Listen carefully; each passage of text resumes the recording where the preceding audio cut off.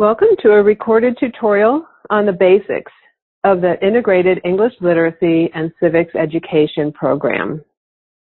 This is our agenda for the presentation. We are going to be discussing an emphasis on the separateness of the grant from the bigger AFLA and C&I funding, key definitions, goals and purposes of the grant, allowable activities, outcomes and performance metrics of the grant, and technical assistance resources. I'm going to turn it over to Jenna to get us started on the basics. This slide is a reminder that Integrated English Literacy and Civics Education program, most often referred to as IELCE, is a completely separate program with new requirements that focus on workforce. It is no longer the IELCE Civics program. It is not just an ESL, ESOL, or ELA program. It has additional required components. In WIOA, IELCE is a term used to describe both a service and a program as shown in the first 2 points on this slide. In this presentation, we are focusing on IELCE as a standalone program, which is funded by the Section 243 funds. The definition of IELCE under WIOA, included in full on this slide, refers to both service and program. You can pause this video to read the definition. Some parts to draw attention to include that the program should focus on professionals with degrees and credentials in their native countries, achieving competency in the English language through standards-based instruction, and acquiring the basic and more advanced skills needed to function effectively as parents, citizens, and workers in the U.S. You see the word may at the end of the definition. To be clear, the IELCE program, funded by Section 243, goes farther and must include integrated education and training as a workforce training. This slide presents the goals and purpose and describes eligible individuals of the IELCE program. You can pause this recording and read the 2 requirements. As you can see, IELCE programs have a real workforce focus. Recruitment and outreach should consider the workforce-focused nature in order to recruit the appropriate population. English language learners who, for a variety of reasons, are unable or uninterested in entering employment in the United States may be served more appropriately through AFLA Section 231's English language acquisition or IELCE activities. On the requirement to prepare and place individuals in unsubsidized employment, for most providers, this is not one of their core services and may be more efficiently accomplished through their partners, such as through the involvement of job placement staff from the local Career Work Center. Remember that workforce training, more colloquially integrated education and training, is a must in the Section 243 IELCE program. There are at least 2 ways to meet the IET requirement of IELCE. First, co-enrollment. There are multiple opportunities to partner with training providers who could co-enroll students in training services with braided funding. In this scenario, Title I or another partner would pay for the training component, while Title II dollars would be used for adult education and workforce preparation activities. Second, Title II dollars may be used to support the entire IET programming if the training provided falls within the guidelines for training services. With extremely limited funding, however, this model would not allow adult education programs to support as many students as would partnering. To break the required and allowable activities down a little further, literacy and English language acquisition instruction includes reading, writing, and comprehension skills in English and mathematics, and preparation for a secondary credential if appropriate. Instruction on the rights and responsibilities of citizenship and civic participation, which includes navigating American systems of government, individual freedom, and responsibilities of citizenship. IET. All IELCE programs must offer the opportunity for participants to enroll in at least one IET, but not all IELCE participants must be enrolled in this component. There are several things that are not allowable activities under Section 243. No standalone test prep citizenship classes, correctional education, community English classes not designed for employment and further education, such as conversation classes, or family literacy. Now I will turn it over to Heidi. All right. So the next two slides offer some technical assistance based on some program designs on which we have already provided some feedback from the state office. Jenna spoke earlier on the topic of recruiting foreign-born professionals. This is part of running a successful, workforce-focused IELCE program. In order to have the students who want to and can participate in an IET and gain employment, you may need to adjust how you recruit, how you message the program, and how you help students find the opportunity that best matches their goals.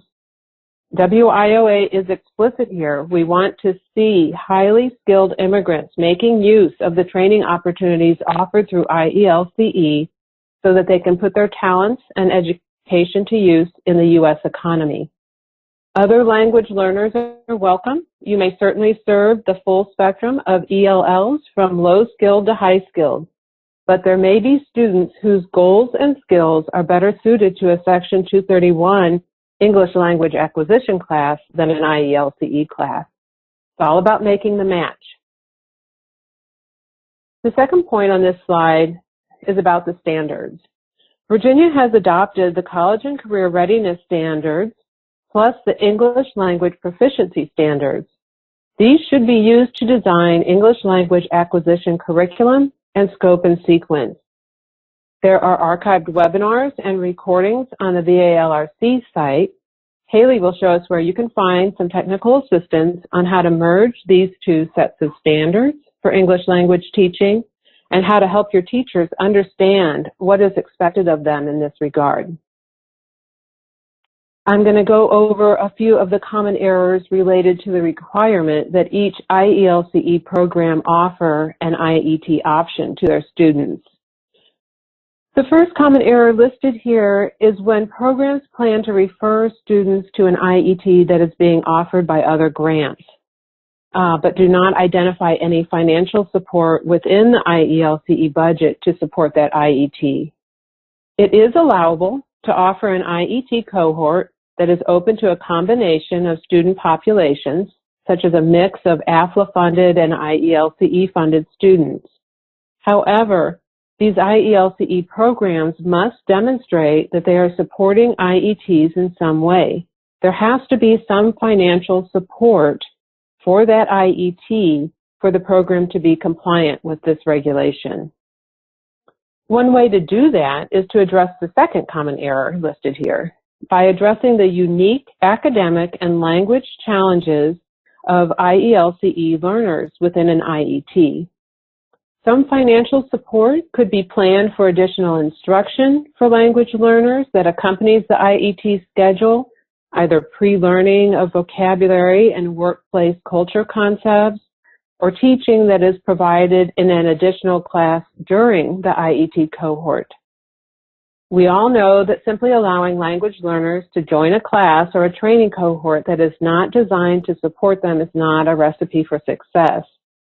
In order to assist ELLs to be successful in the IET, some additional considerations for the instruction will be necessary. This can happen in a variety of ways and was the subject of one of the recorded sessions from the Redesigning IET trainings held in August of 2020. Okay, this slide is pretty dense. Each IELCE program is a standalone grantee, as we've mentioned. Each program manager must understand their responsibilities related to data, fiscal management, program design and delivery, and program monitoring and continuous improvement. All program managers are expected to attend required trainings on the 6 primary indicators of performance and how to manage program design and data entry to comply with data requirements. For now, bookmark the data policies on the Data Monitoring and Evaluation webpage and read through the policy documents there to understand the data entry requirements. See also the recorded tutorials on using the ASPD, data and NRS tables on the VDOE Professional Development webpage. Be sure you are using and that all your teachers are using and following the latest assessment policy, which is posted on the VDOE website and available in a self-paced course format from the VALRC. These background materials will help you get started with proper procedures and understandings. In terms of enrollment, you should be able to see that all Section 243 students are accounted for on NRS Table 3 and 9, and that Section 243 IET students appear on NRS Table 3 as a subset of the IELCE students. Fiscal management is the responsibility of each grant. Programs must establish fiscal controls and procedures with your fiscal office to handle this grant as a separate grant. We're available to answer any questions as you get started with reimbursements. Please ask. We're here. We're in the business of technical assistance and are happy to talk with you and your staff about any questions related to financial reporting, data entry, etc. The last point, participation in monitoring activities, refers to the many activities that we will all be engaged in the coming year to ensure that you have a full understanding of the requirements of a program manager and that you have alerted us to any challenges that are arising. The first step will be a self-assessment that you will complete as a web-based form in September. The questions on this form are largely taken from the state assurances that you completed and had your superintendent or college president sign and submit with your application. Use this opportunity of the self-assessment to articulate questions or concerns to us. We follow up on these self-assessments with one-on-one phone calls to discuss your responses. You can see more about what an on-site monitoring visit would entail in the documents posted on the Data Monitoring and Evaluation page linked on this slide. The monitoring documents are posted a little farther down the page than the data documents. And at this point, I'm going to hand it over to Haley, who's going to show us some technical assistance resources. Thank you, Heidi. So today I'm going to review technical assistance resources for IELCE programming that can be found on the VALRC website, as well as a few outside resources. And the resources I am going to be looking at today are all linked on this PowerPoint, but I am going to exit the PowerPoint so I can do some walkthroughs on our website as well. Okay, so today I'm going to begin with the Integrated English Literacy and Civics Education Program Guide.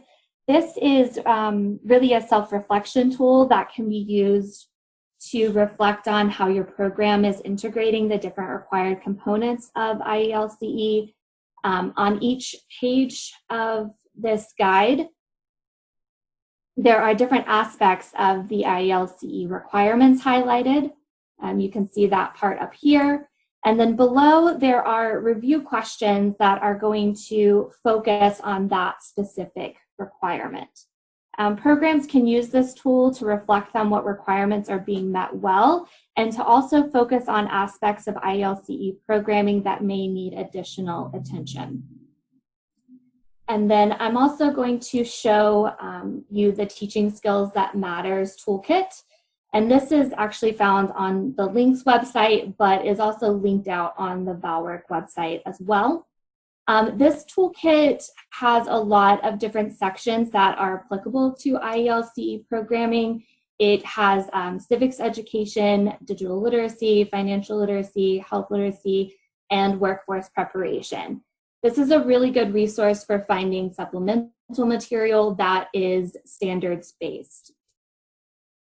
So now we are going to look at the VALWORK website and what technical assistance resources can be found on our website. I wanted to start with the professional learning page. On this page, you can find, first of all, listservs as well as different places to create accounts where you can stay up to date with important adult education information, resources, and trainings. And then on the bottom part of the website, we have the different areas in adult education that VALWORK provides resources and training for. All of these sites have links to resources and trainings that are applicable to those specific areas. Today, I'm going to take a look at a few of these different areas that are specifically applicable for IELCE programming. So we're going to start in the ESOL section of the website. So on this site, you can find tools and resources for staying up to date on teaching methodologies. Some resources, you can also find some resources to stay up to date on citizenship and immigration information. And then there's also supplemental materials for ESOL instruction and standards-based instruction. So if you scroll through the website, you will find those different resources.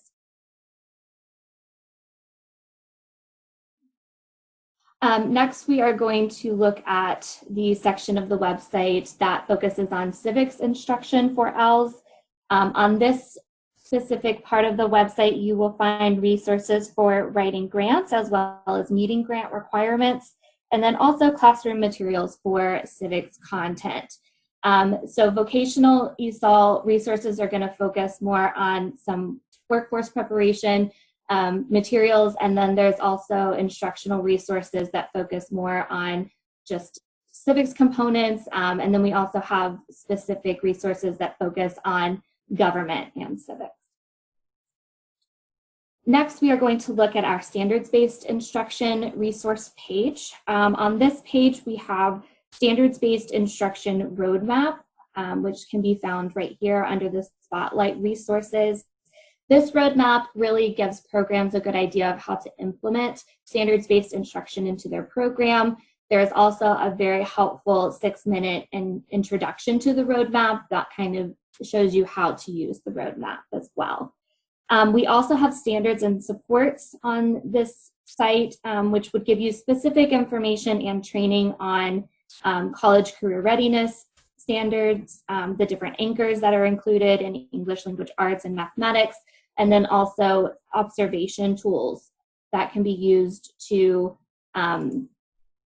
really measure how standards are being implemented in your program. So those resources are found in this section of the website. And then we have curricula and lessons. This links to classroom materials that are aligned to standards. And then we also have resource alignment tools or resource alignment rubrics, which can be used to really evaluate the materials that you're using in the classroom textbooks, supplemental materials, online resources to see how well they are aligning with standards. And then finally, I wanted to take a look at our events page. First of all, again, it has a link here to where you can subscribe to the Valen listserv. This is where we're really going to promote and advertise our different professional development events. And then it has our different types of events that we have down here. So we have webinars and virtual events, We have facilitated online courses, which are going to be asynchronous instruction that is led by an experienced practitioner in the field. We also have self-paced online courses, and then typically we would also offer face-to-face training opportunities. We are still available to do those right now. We would most likely just be doing those over Zoom instead of in person. So I did want to take a look at the facilitated online courses we offer. Each year we have a fall, a winter, and a spring term, and we already have our schedule out for 2020 and 2021.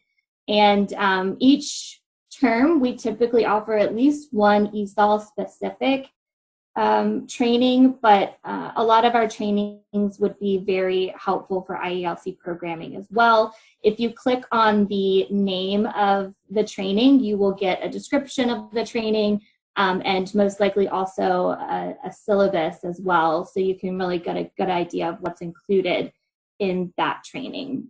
You can go back to our events page. I also wanted to take a look at some of the self-paced online courses. So with these courses, you kind of take them at your own, on your own time, and we offer some. So these are the ones we offer. I know Heidi mentioned the assessment policy course that we offer. We also offer the college and career readiness standards modules as well. At the bottom of this page, we have some external self-paced courses that are available mostly through links. There's some really good ones on career pathways and workforce. And then there's also 3 modules on the English language proficiency standards, which would be really helpful for IELCE programming as well. Thank you for watching this recorded tutorial. Please contact us with any questions. Thank you.